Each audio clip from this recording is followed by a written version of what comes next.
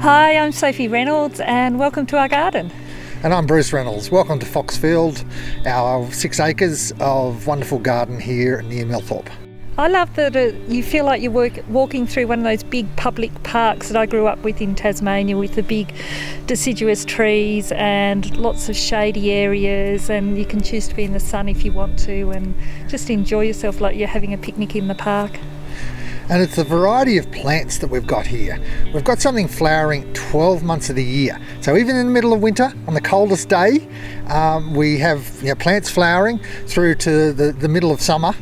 We have something different. So we've tried to create a whole variety so that there's light and shade in this garden. So it's not just pure greenery or trees, but there's flower gardens, and there are also a lot of trees and a lot of established trees that we've been able to establish here since this garden was first constructed about 25 years ago. One of the big challenges is to make sure through the heat of summer that you're able to maintain it. We do have to do some extra watering. We do have a bore for that, but we try to make sure that the watering is only usually about once every 10 days for each area of the garden, even though we might be watering every night, so that the roots don't get too shortened and that they can put up with a bit of tough conditions. And the other thing is we've got to keep it on top of the weeds that blow in from the surrounding countryside. Yeah. So there's also birds are a challenge. We love to have birds in this garden, but particularly our fruit trees, we've got to net. Everything from our blueberries through to our cherry trees, if we don't net, we don't get any crop at all. So we're living with nature and the birds, and we love to have them in our garden.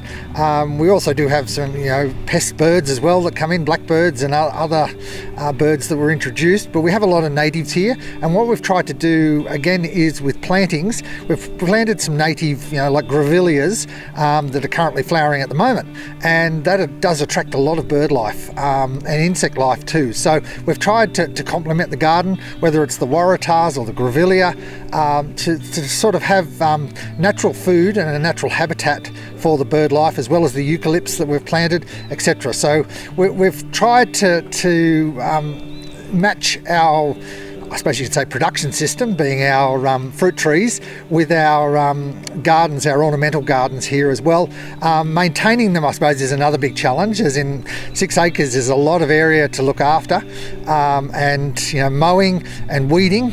And as Sophie said, we get a lot of weeds, both blow-ins and what's in the soil, because as the old adage goes, 1 year of seed is 7 years of weed.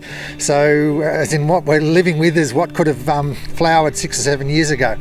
So we've tried to undertake a lot of weed management and tried to reduce. You're never going to eradicate weeds.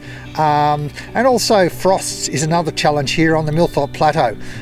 We actually had a -3 frost in September, and that did a lot of damage even to the roses, but also the fruit trees. We lost a lot of the peaches that were flowering, as in they just shriveled up with the frost. So on some of those years you can actually get really bad and big frosts where we're located here, but again, a lot of the plants do recover and come back to produce again, but flowering fruit crops generally don't. So they're some of the challenges that we do encounter here.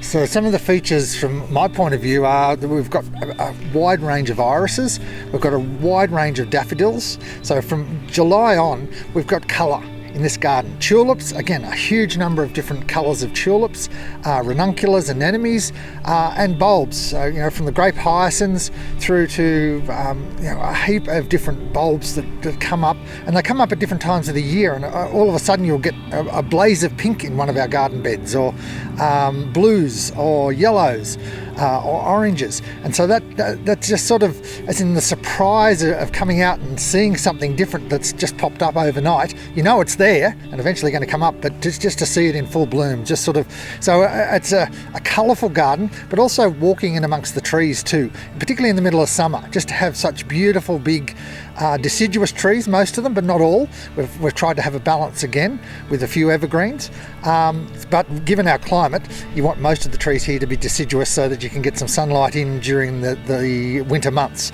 and try and get a little bit of warmth back into the garden. But again, it's very much focused on a cold climate deciduous garden, and it sort of rolls throughout the year. And again, with the vegetables, we have different vegetables for nearly 12 months of the year, and fruit during the summer and autumn months of the year.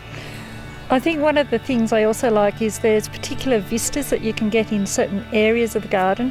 When I'm standing at the kitchen sink, there's a vista that I can get through the hedging that's in the back there that looks across the countryside to one of the farm dams. It's just beautiful. We're in the Garden Ramble because we love our garden and we like sharing it with people, and we think we're very proud of it and the amount of work that goes into it, and yeah, we just like sharing it.